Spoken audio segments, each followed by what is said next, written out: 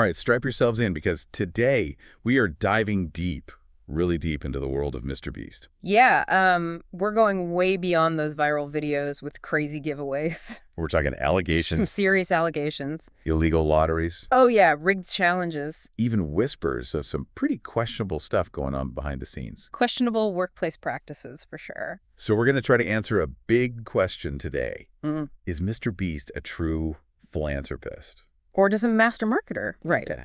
And what's really fascinating about this particular deep dive is that we're going to be using a bunch of different YouTube videos and their transcripts, We're talking multiple perspectives, trying to bring you a balanced view. so you can decide for yourselves. Exactly. To kick things off, let's do a super quick recap. Mrbeast, aka Jimmy Donaldson, right? Yep. YouTube megastar, Known for those over-the-top stunts. the massive giveaways. And of course, all those philanthropic efforts. It's this blend of entertainment and charity that's really made him, well, him. Catapulted him to the top. Yeah. Giving away cars, Houses. mountains of cash. And those crazy elaborate challenges just keep millions and millions of people glued to their screens. Okay, so Here's where things take a turn. buckle up.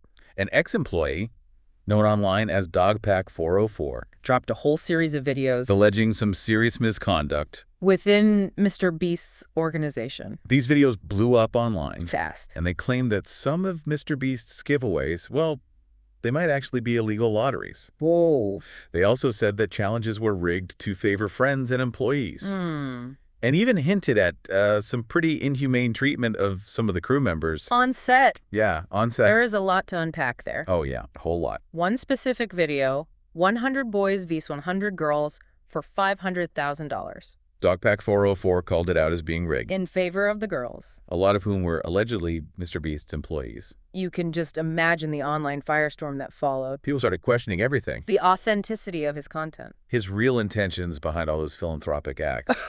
Even the very foundation of his success.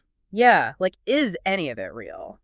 So how did Mrbeast respond to all of this? He sat down with YouTuber Oompaville, For a pretty in-depth interview. tried to address all these swirling allegations. This interview is really worth a listen. You can hear Mrbeast offering his justifications for certain actions. Right. Admitting to some mistakes, expressing his frustration at being targeted. He even went so far as to say he's going to sue Dogpack404. For spreading misinformation. But then another YouTuber, R.G.Y. Cereal, Jumped into the fray, did their own deep dive into all of Dogpack404's claims, tried to debunk some of the accusations. but also acknowledged that Mrbeast needs to be held accountable for certain actions. That video went viral too. More debate. It really highlighted how important it is to look at all sides of a story. Right, and acknowledge that online accusations can contain truth and exaggeration. It's rarely black and white. But then things got a little heated when Mrbeast himself commented on Aussie JUVA Cereal's video. His comment, "Finally, a video that doesn't spread baseless slander." That's a bit spicy. Yeah, it was seen by many as dismissive, Flippant. like he wasn't taking the concerns about his operation seriously. Especially the potential legal stuff. Speaking of legal issues, Oh, here we go. YouTuber Legal, who breaks down complex legal matters, weighed in with his own analysis of Mrbeast's giveaways and challenges. Legal did a fantastic job of explaining what makes something a lottery from a legal perspective. And compared Mrbeast's situation to a lawsuit against the TV show Survivor. He even went into detail about the potential legal trouble Dogpack404 might face. For violating his NDA and non-disparagement clause. So even Legal couldn't give a definitive answer. On whether Mrbeast actually broke the law. Seems like there's a lot of gray area. When it comes to these online giveaways. And how much you can manipulate events for entertainment. Absolutely. And this is where the ethical debate gets really fascinating. YouTuber Omni had a pretty interesting critique of that Oompaville interview. Oh, yeah. Said it was way too slow-paced. Didn't ask the hard-hitting questions. Yeah, like they were pulling punches. Omni also brought up Mrbeast's investment in Oompaville. Implying that this financial connection might have influenced the interview's neutrality. That raises a really important point. How do these financial relationships and personal biases affect the information we get online? Especially in a world dominated by influencers. It's a big deal because Mrbeast's brand is built on authenticity and generosity. These accusations strike at the very heart of his image. But then, CoffeeZilla dropped a bombshell. Oh boy, here we go. CoffeeZilla, known for those deep investigations, dug into Mrbeast's involvement with cryptocurrency.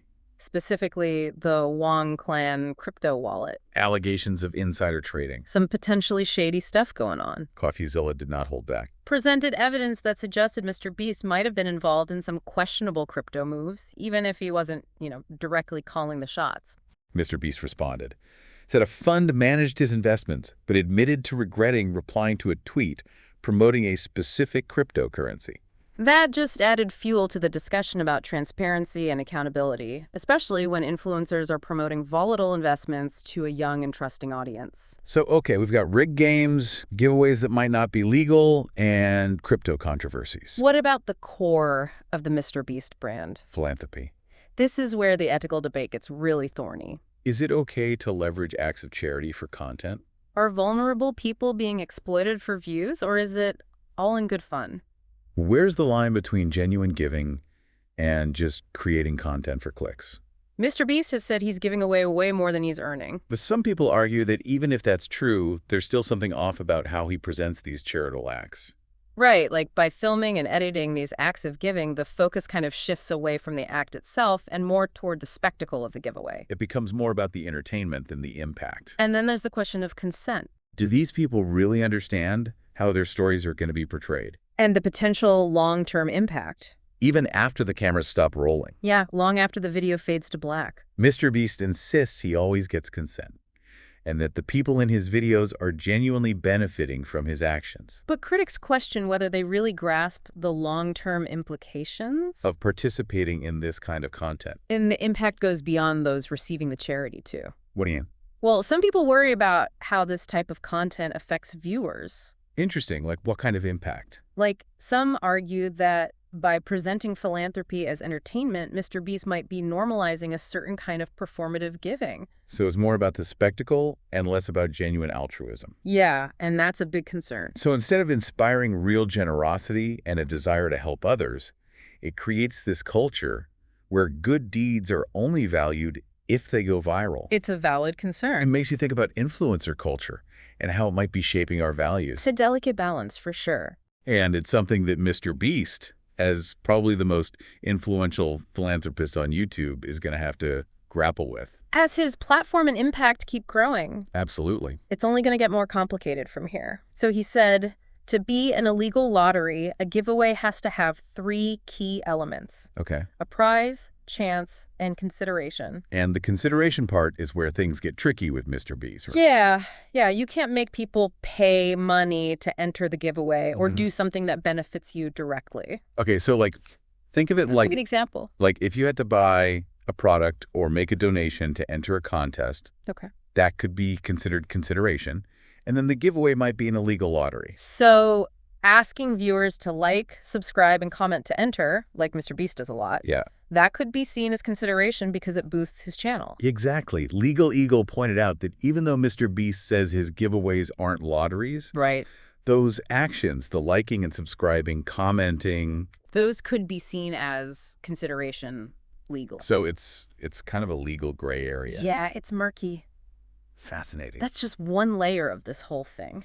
Let's talk about the accusations of rigged challenges. Oh, yeah. Dogpack404 claimed that Mr. Beast puts friends and employees in his videos Yeah. all the time Right. and gives them an unfair advantage. Making the outcome, well, Predictable. yeah, so what did Mr. Beast say about that?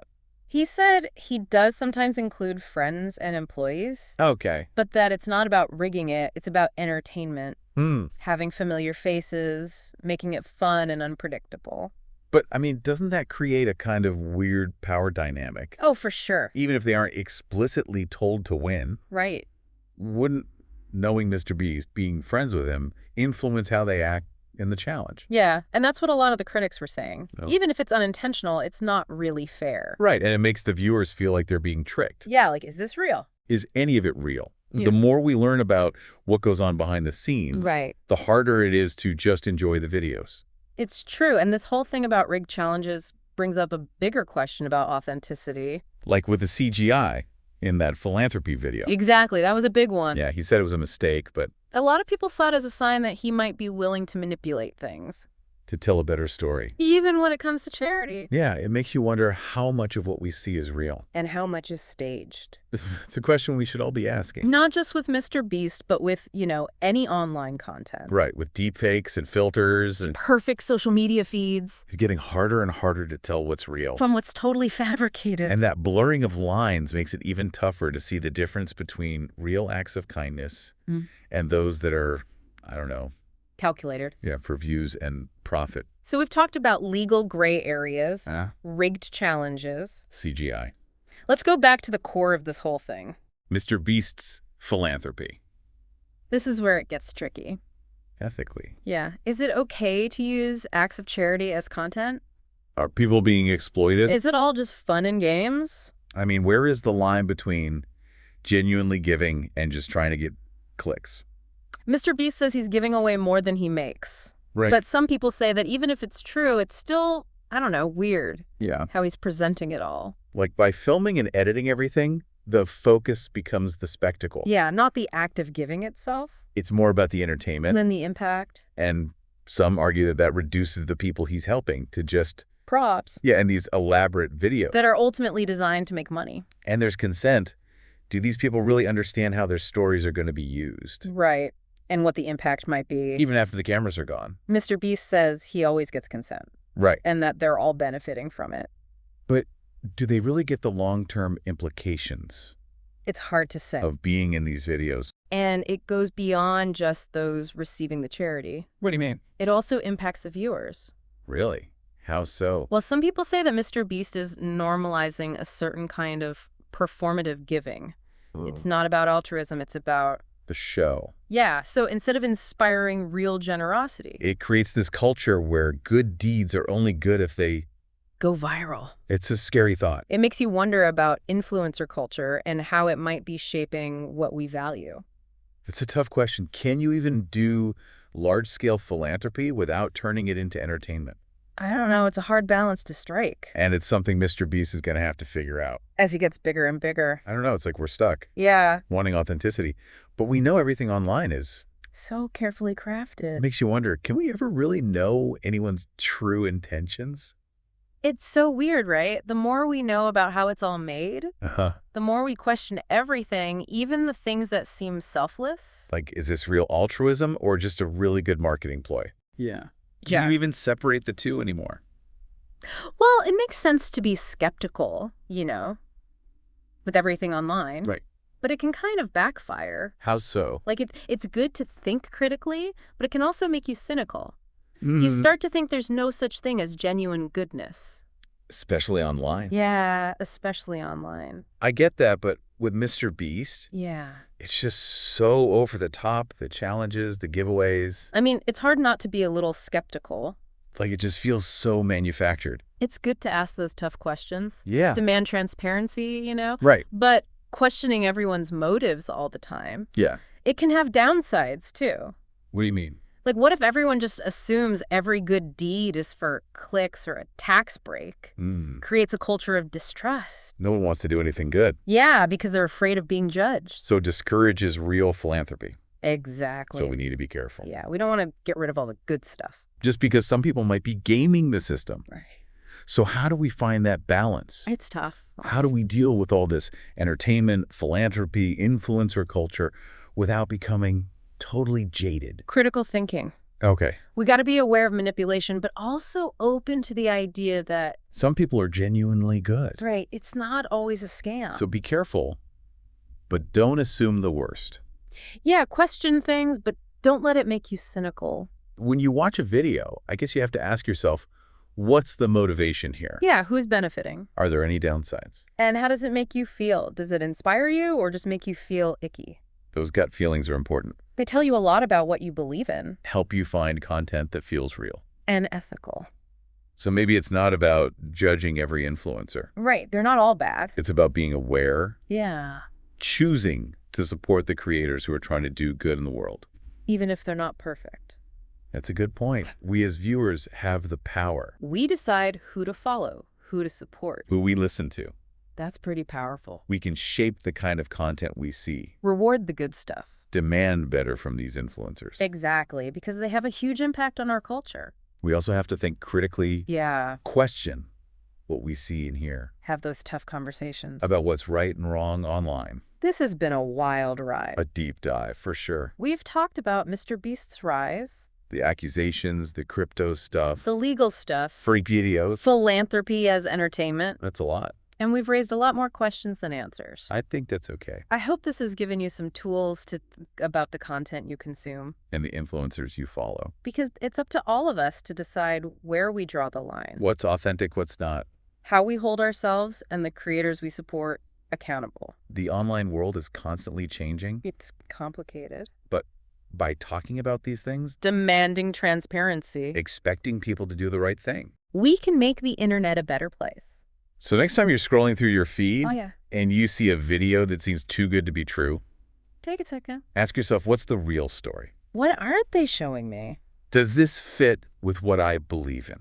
Because we have the power to tell the difference between truth and fiction. Between what's real and what's just a show. Stay informed Stay critical. and stay engaged. We'll leave you with one final thought. Okay. If doing good becomes just another way to get views, does it make those actions less meaningful? Or is that just how altruism works in the digital age? Until next time, keep diving deep.